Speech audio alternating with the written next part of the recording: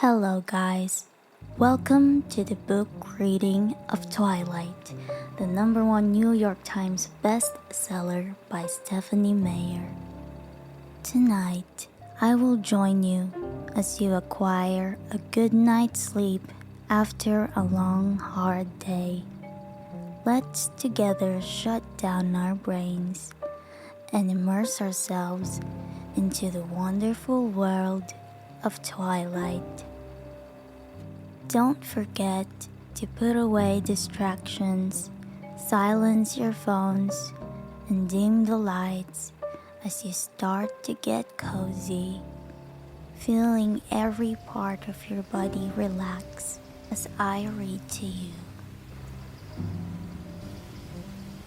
I'd never given much thought to how I would die, though I'd had reason enough in the last few months.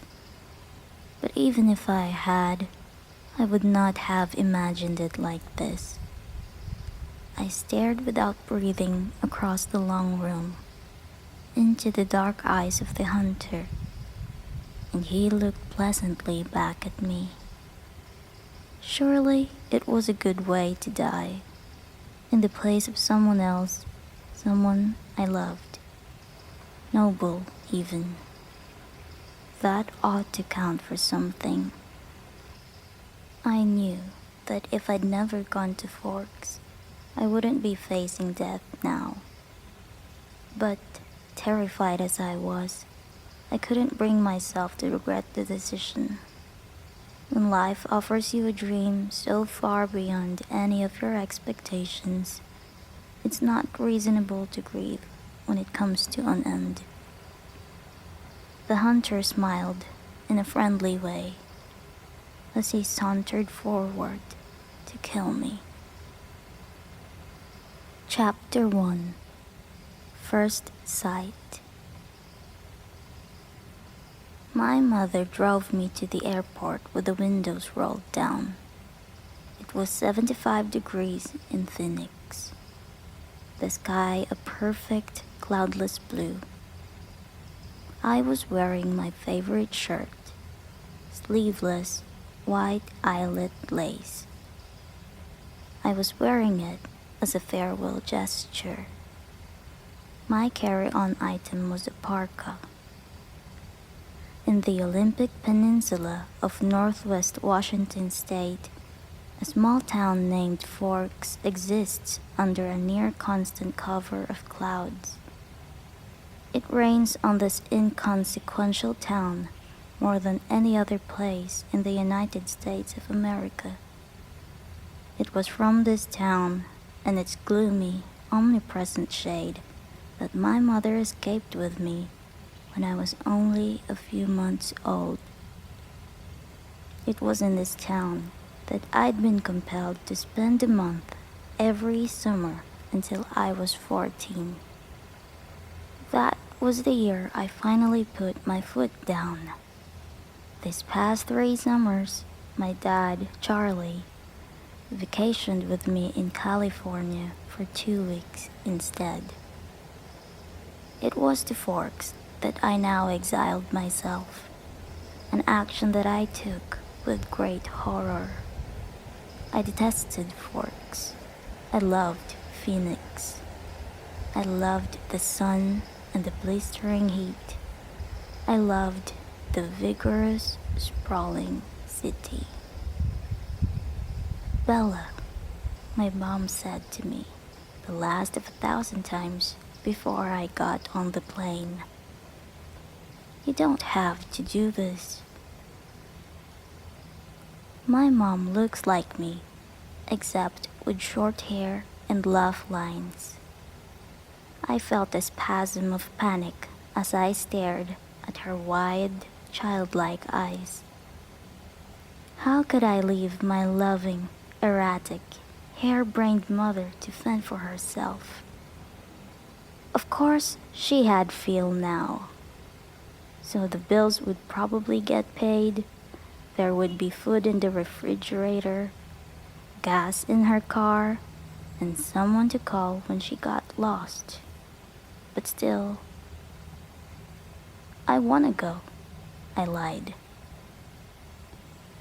I'd always been a bad liar, but I'd been saying this lie so frequently lately that it sounded almost convincing now. Tell Charlie I said hi. I will. I'll see you soon, she insisted. You can come home whenever you want. I'll come right back as soon as you need me. But I could see the sacrifice in her eyes behind the promise. Don't worry about me, I urged. It will be great. I love you, Mom. She hugged me tightly for a minute, and then I got on the plane, and she was gone. It's a 4-hour flight from Phoenix to Seattle, another hour in a small plane up to Port Angeles, and then an hour drive back down to Forks. Flying doesn't bother me. The hour in the car with Charlie, though, I was a little worried about. Charlie had really been fairly nice about the whole thing. He seemed genuinely pleased that I was coming to live with him for the first time, with any degree of permanence. He'd already gotten me registered for high school and was going to help me get a car. But it was sure to be awkward with Charlie. Neither of us was what anyone would call verbose, and I didn't know what there was to say regardless. I knew he was more than a little confused by my decision. Like my mother before me, I hadn't made a secret of my distaste for forks. When I landed in Port Angeles, it was raining. I didn't see it as an omen, just unavoidable. I'd already said my goodbyes to the sun. Charlie was waiting for me with the cruiser. This I was expecting too. Charlie is Police Chief Swan to the good people of Forks.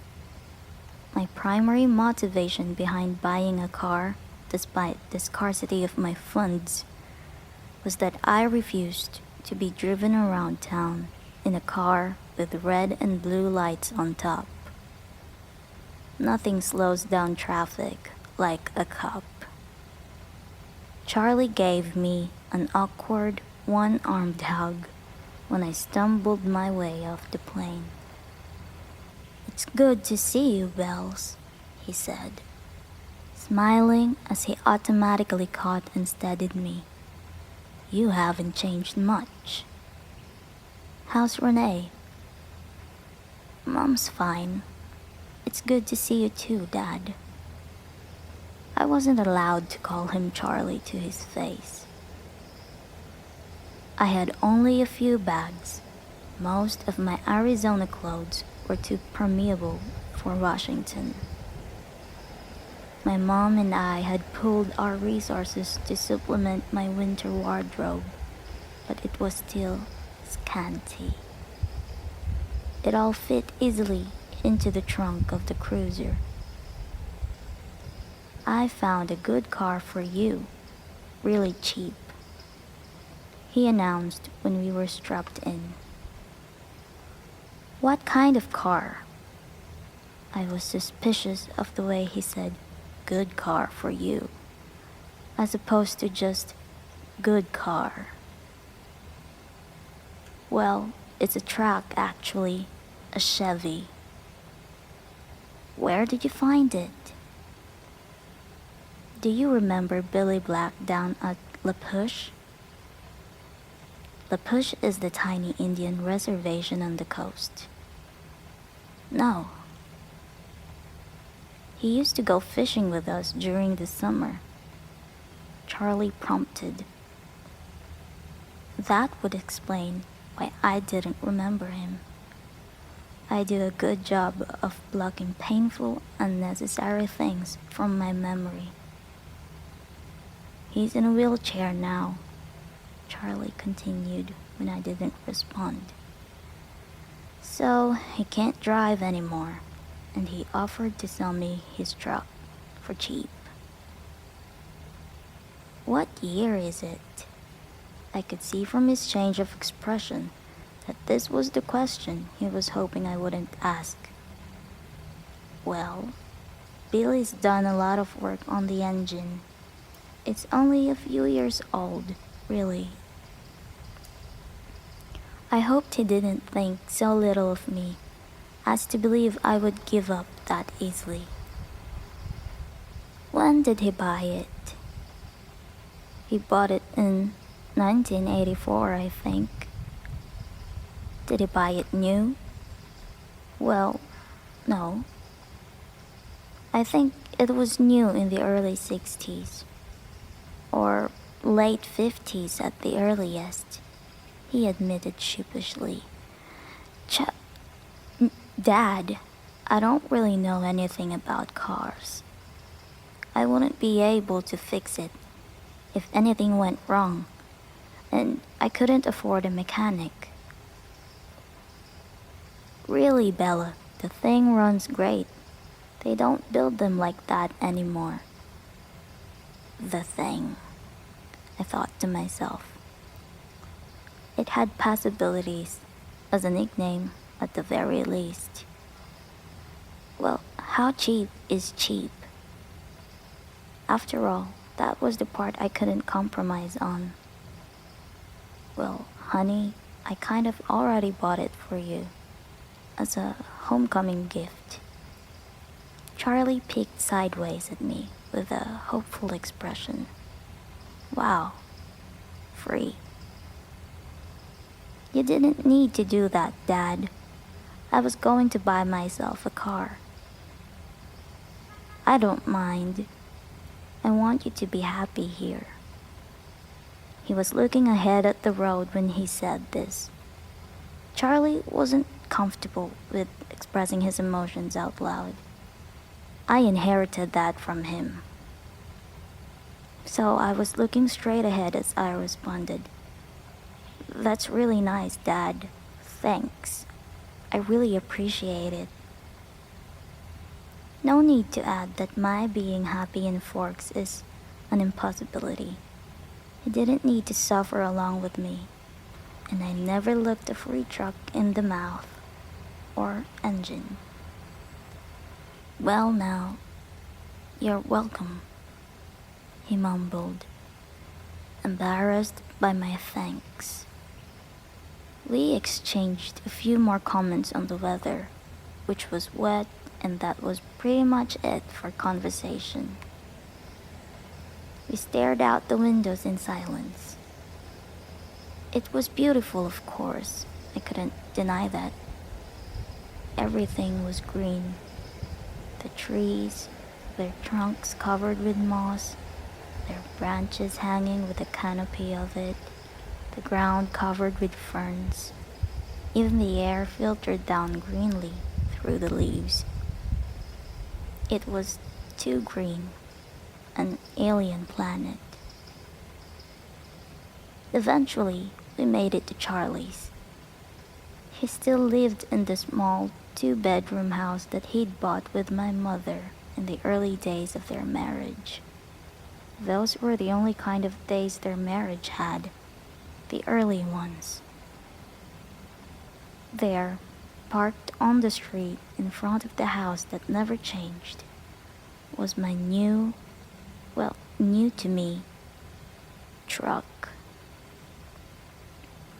It was a faded red color with big, rounded fenders and a bulbous cab.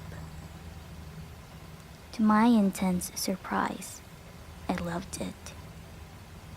I didn't know if it would run, but I could see myself in it. Plus, it was one of those solid iron affairs that never gets damaged.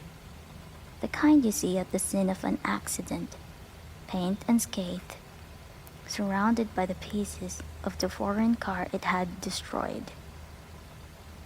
Wow, Dad, I love it. Thanks. Now my horrific day tomorrow would be